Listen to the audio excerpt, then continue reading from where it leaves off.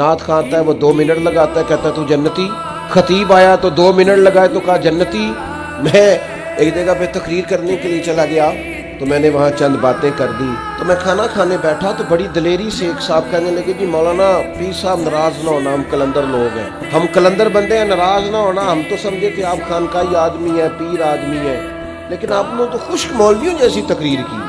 बार बार वही नमाज की बात, दाढ़ी की बात, रोजे की बात, हलाल हराम की बात, कोई नुक्ता अफरीनी करते, कोई नुक्ता सुनाते। ये आपने क्या सुनाया?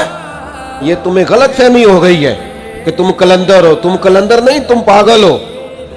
अगर कोई अच्छा डॉक्टर मिले तो जाके अपने दिमाग का इलाज कराओ, इसलिए कि कलंदर उसे कहते हैं जो ज़ाते मोहम्मद से खोल के इश्क किया करता है, और आशिक तो मर जाता है उस बात पर जो उसका महबूब कहे।